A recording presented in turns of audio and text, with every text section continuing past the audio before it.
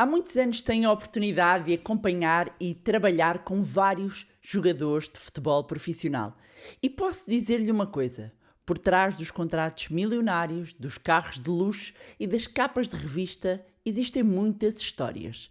Algumas surpreenderam-me, outras fizeram-me refletir e algumas mudaram completamente a forma como vejo riqueza, sucesso e a relação que temos com o dinheiro. No mais recente episódio do podcast Money Bar, vou partilhar consigo as 8 lições que aprendi ao trabalhar com jogadores de futebol e explicar-lhe porque é que estas também podem ajudá-lo a gerir melhor o seu próprio dinheiro, independentemente da profissão que tenha ou do seu rendimento. Olá, o meu nome é Bárbara Barroso, sou especialista em educação financeira e finanças pessoais e sejam bem-vindos ao Money Bar. Here we go. $100 million. The dollars are gone. Olá, meus amigos, como é que vocês estão? Espero que estejam todos bem e de boa saúde. E já que estamos em pleno Mundial de Futebol e hoje temos a nossa seleção que vai entrar em campo. Força Portugal, este ano vai dar Portugal. Então eu achei que era interessante trazer-vos aqui um episódio um pouco diferente. Muitas pessoas olham para os jogadores de futebol e veem apenas sucesso. Veem os salários elevados, os carros, as casas, as férias, os patrocínios, mas aquilo que eu vi ao longo destes anos foi algo que eu acho que é interessante e sobretudo para partilhar aqui no nosso podcast Money Bar. E para quem não sabe, eu trabalho e acompanho financeiramente vários jogadores de futebol há muitos anos e obviamente não vou partilhar aqui nomes por questões de confidencialidade profissional, mas estão presentes em vários campeonatos, várias ligas em Portugal, na Europa, fora da Europa também, e nestes anos vi muita coisa. Vi jovens de 18 e 19 anos a ganharem mais dinheiro no mês do que muitas famílias ganham em vários anos. Vi carreiras brilhantes terminarem praticamente de um dia para o outro. Vi jogadores com rendimentos extraordinários construírem patrimónios sólidos e vi outros, infelizmente, desperdiçarem oportunidades únicas. Por isso, hoje quero partilhar aqui as 8 maiores lições que aprendi nos bastidores do futebol. E, curiosamente, sabe o que é que eu lhe vou dizer? Nenhuma delas tem a ver com o futebol. Quer dizer, que algumas ou outras também têm uma relação com o futebol, mas, para mim, estas lições, e para eu trazer também aqui no nosso podcast Money Bar, têm a ver com dinheiro, escolhas e comportamento. E antes de entrar aqui nas lições, deixem-me trazer aqui um número que é relevante, sobretudo no que diz respeito a esta temática. Estima-se que cerca de 60% dos jogadores de futebol profissional enfrentem dificuldades financeiras graves nos primeiros 5 anos após terminarem a carreira. Por isso é que eu, quando trabalho com muitos jogadores, alguns já me procuram numa fase mais à frente da carreira, e eu partilho com eles alguns exemplos que eu tenho de trabalhar com jogadores que ainda estão no início e já estamos a trabalhar exatamente o pós-carreira. Estamos a falar de pessoas que em muitos casos ganharam em poucos anos aquilo que a maioria das pessoas não ganha uma vida inteira e que mesmo assim são muitos os casos em que ficam sem nada. E pode perguntar-se como é que isso é possível. Esta foi mesmo a pergunta que durante muitos anos me intrigou e a verdade é que a resposta eu fui descobrindo ao longo dos anos e é mais simples, é mais humana do que parece. Não é porque são irresponsáveis, não é porque não se importam, é porque nunca ninguém lhes ensinou. É por falta de literacia financeira, porque o dinheiro chegou antes da educação financeira, porque as pressões, vocês não imaginam, à volta deles são enormes e porque muitas das armadilhas em que caem são exatamente as mesmas que qualquer pessoa cai, só que com mais zeros e com menos tempo para recuperar. Então vou aqui partilhar e não ouçam este episódio com um ar de julgamento. Aliás, eu acho que este episódio vai ser ouvido por umas pessoas que vêm pela curiosidade. E se ainda não tinha ouvido este episódio e este podcast, antes de mais, seja bem-vindo, seja bem-vinda ao podcast Money Bar, um dos podcasts mais ouvidos em Portugal, o primeiro podcast de finanças pessoais e literacia financeira a existir em Portugal. E todas as semanas temos aqui um episódio novo, onde eu procuro partilhar vários ensinamentos sobre educação, literacia financeira, para nos ajudar a investir melhor o nosso dinheiro, a criar património. E apesar disto vir de um mundo diferente, que é um mundo que eu conheço bem, o mundo do futebol, os bastidores do futebol, eu acho que em todo lado nós devemos ter a humildade para aprender. E eu aprendo também muito com os jogadores com quem trabalho, acho que eles também aprendem bastante comigo, e eu quis trazer então esta reflexão e não ouçam com... Ouçam com os ouvidos corretos, porque eu acho que podemos todos retirar aqui, modéstia à parte, ensinamentos para a nossa vida, independentemente do dinheiro que tenhamos. Então, primeira lição: ganhar muito dinheiro não significa saber gerir dinheiro. E já várias histórias vieram ao público e são muito conhecidas de jogadores que tiveram no auge e que perderam todo o seu capital, e esta seja talvez a maior lição de todas, porque por vezes existe muita ideia de que quem ganha muito dinheiro não tem problemas financeiros. Mas em realidade, posso-vos dizer, é bem diferente, trabalhando com jogadores de futebol e com pessoas de elevado património também. Mas, aqui focando na questão dos jogadores de futebol, ao longo da minha carreira, conheci pessoas com rendimentos relativamente modestos, que construíram patrimónios muito interessantes, e conheci pessoas com rendimentos extraordinários que viviam constantemente sob pressão financeira. Porque o problema raramente está no rendimento apenas, sobretudo quando falamos de pessoas de elevado património, está nos hábitos. E se uma pessoa não sabe gerir 1.000 euros por mês, dificilmente saberá gerir 100.000. E eu acredito que algumas pessoas pensam: ai, Bárbara, que exagero. É verdade. E os jogadores de futebol são a prova disso. Os números mudam, mas os comportamentos tendem a permanecer. E conheci jogadores que ganhavam dezenas de milhares de euros por mês e viviam no limite. Casas maiores, carros mais caros, férias ainda mais luxuosas, relógios, roupas. O estilo de vida tinha crescido ao mesmo ritmo do rendimento e, em alguns casos, ainda mais depressa. E ainda há poucos episódios eu falei disto, falamos de lifestyle inflation. E, amigos, nos jogadores de futebol isto apanha-os muitas vezes. O rendimento sobe e o nível de vida sobe logo atrás, como que uma sombra, e no final estamos sempre no mesmo sítio, sem qualquer tipo de folga financeira. Muitas vezes não é a falta de dinheiro que cria dificuldade, é o excesso do estilo de vida. Isto aplica-se a todos nós. A lição é simples: não interessa o quanto ganha, interessa o quanto mantém. Segunda lição: as carreiras mais brilhantes podem ser surpreendentemente curtas. Um jogador de futebol profissional tem em média ali 10, 15 anos de carreira no auge, não é? No auge. Parece muito, mas não é. É uma janela curtíssima para ganhar o que precisa de ganhar para o resto da vida. E a maioria só se apercebe disso quando essa janela começa a fechar. Por isso é que eu há pouco estava a dizer que tenho muitos jogadores que já me procuram ali numa fase perto dos 30, o que para os jogadores de futebol já estão ali, uns estão no auge, uns já começam ali numa curva que em termos de rendimento já não é a mesma coisa que aos 20 anos, e a verdade é que nos jogadores uma lesão grave pode mudar tudo, uma quebra de rendimento pode mudar tudo, uma decisão errada pode custar muito dinheiro e mudar tudo. E lembro-me de um jogador que me disse com uma frontalidade brutal, que nunca mais me esqueci: Bárbara, eu passei 10 anos a pensar que aquilo ia durar para sempre.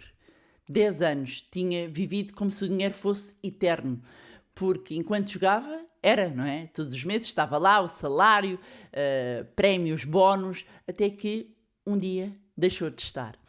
Isto obriga-nos a pensar numa questão que a maioria das pessoas ignora, que é como é que eu vou viver depois da minha principal fonte de rendimento desaparecer. Porque mais cedo ou mais tarde, todos enfrentamos esse momento chamado de reforma. E o tempo passa muito mais depressa do que aquilo que pensamos. Terceira lição. O património constrói-se quando o dinheiro entra, não quando o dinheiro deixa de entrar. E os jogadores mais inteligentes financeiramente que conheci tinham uma característica em comum. Começavam a investir cedo. Às vezes podiam não estar ali com o melhor plano, mas tinham essa visão de longo prazo e têm essa visão de longo prazo. Não esperam pelo final da carreira, não esperaram por um grande contrato, não esperaram pelo momento perfeito. Percebiam que cada ano conta. Cada euro investido hoje pode trabalhar durante décadas.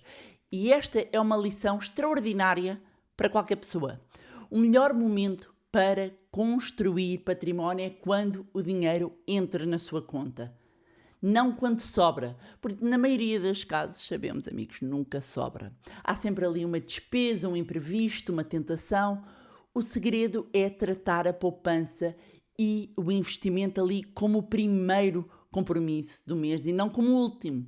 E quem nos ouve aqui no podcast há mais tempo sabe que eu sou defensora do pague-se assim em primeiro lugar. Portanto, pagarmos a nós em primeiro lugar é dar esta importância acrescida à poupança e investimento, porque não adianta só guardar dinheiro.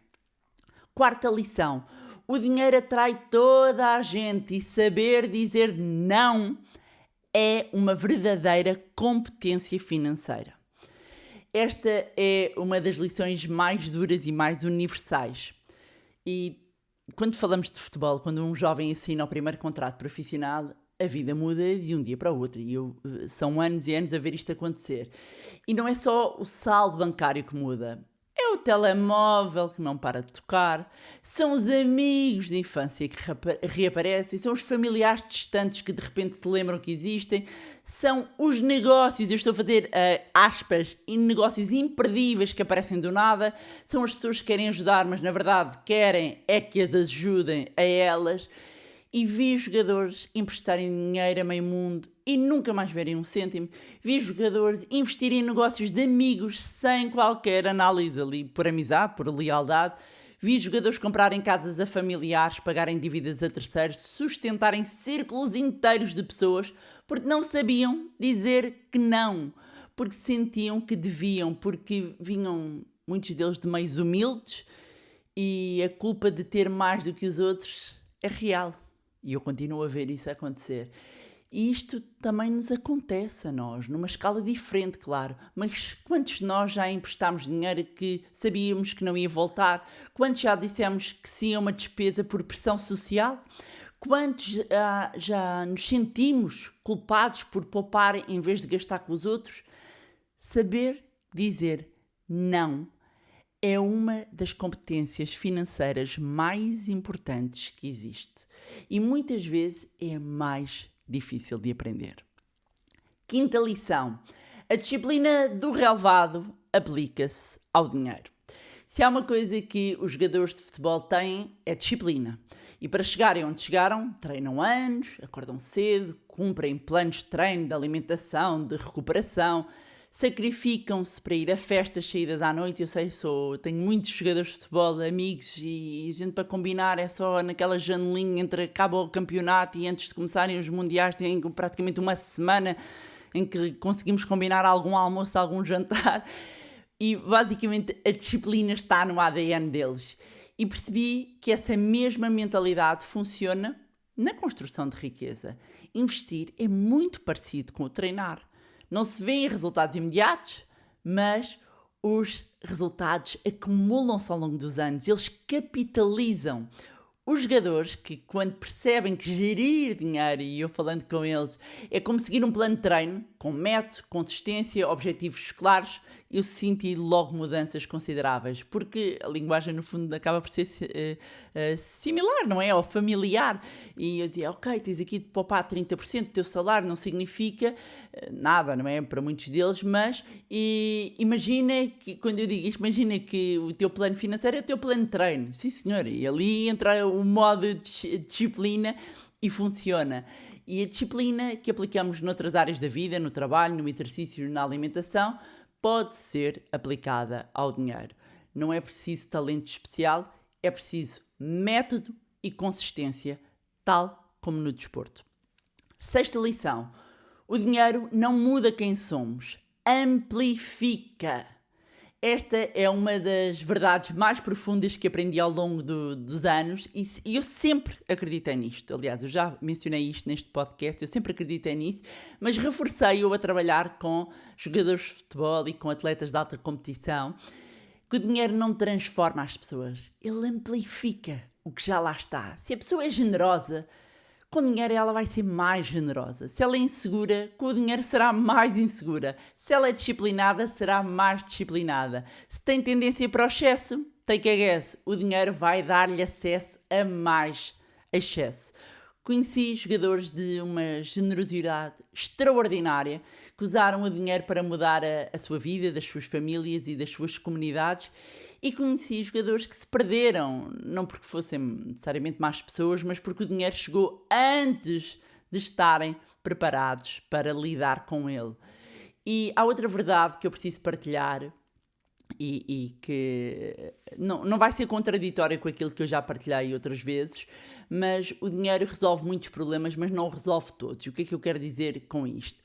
O dinheiro traz conforto, traz liberdade, traz opções, mas não compra saúde, não é? Não compra paz interior, não compra relações genuínas. E aqui eu queria chegar a este ponto, não é? Não compra pessoas, parece, não é? Parece, mas não compra. Pelo menos aquelas que interessam. As pessoas verdadeiramente realizadas que conheci, dentro e fora do futebol, são aquelas que conseguem encontrar um equilíbrio entre património, propósito e qualidade de vida. Sétima lição: a humildade de pedir ajuda é uma força, não é uma fraqueza. Os jogadores que melhor gerem o seu dinheiro têm uma coisa em comum, muitos deles, que eu notei, que é pedirem ajuda. Rodearam-se de pessoas competentes, procuraram quem soubesse o que eles não sabiam, e isto é um sinal de inteligência brutal. Não tiveram vergonha de admitir que ganhar dinheiro não era o mesmo que saber geri-lo. Jogadores que se perderam financeiramente não foram capazes de pedir ajuda, foram os que acharam que não precisavam. Os que confiaram no amigo, que percebia de investimentos, os que assinaram de cruz, sem ler, os que delegaram sem supervisionar.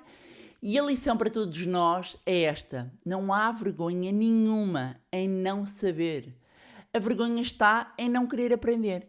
Se não percebe de investimentos, procure quem perceba. Se não sabe fazer um orçamento, peça ajuda. Se não entende o que o seu banco lhe está a propor, faça perguntas. A literacia financeira não é um dom, é uma competência. E o primeiro passo é ter a humildade de reconhecer que precisamos dela. Oitava e última lição: a carreira acaba, o legado fica. E eu queria terminar com esta lição porque para mim acaba por resumir todas as outras. Porque os jogadores mais bem preparados que conheci não pensavam apenas na carreira. Pensavam no que vinha depois, nos negócios, nos investimentos, na família, no património, naquilo que iam deixar para a geração seguinte e também que, no fundo, vão ocupar neste segundo ato, nesta segunda fase da sua vida. E um deles disse-me uma vez uma coisa que ficou comigo: Bárbara, o meu melhor investimento não foi o apartamento nem um fundo, foi a decisão de começar. E tinha razão. O verdadeiro luxo não é o carro, o verdadeiro luxo é a liberdade para escolher viver sem depender do próximo contrato, do próximo salário ou do próximo golo. É ter um fundo de emergência que nos protege, é ter investimentos que trabalham para nós enquanto dormimos, é ter a tranquilidade de saber que, aconteça o que acontecer, estamos preparados.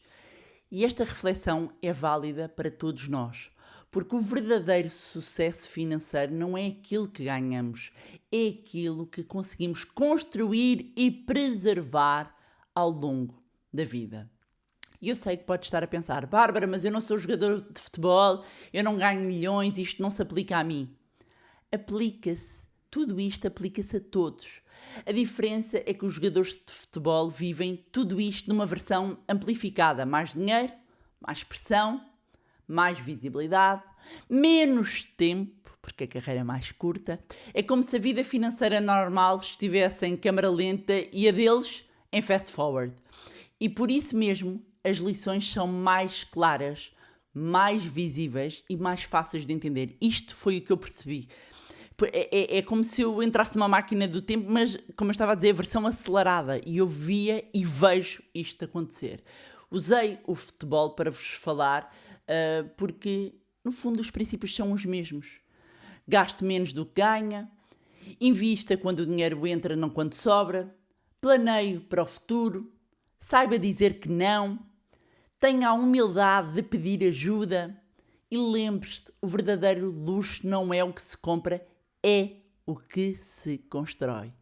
E se quer aprender a construir património geracional de forma consistente, no Money Lab teremos todo o gosto em ajudá-lo nessa jornada, esteja onde estiver. Por isso aproveito para recomendar que subscreva a nossa newsletter, que é gratuita. Encontra o link na descrição deste episódio para receber todas as nossas informações, ficar a par de todas as novidades e acreditem que estamos a preparar muitas novidades.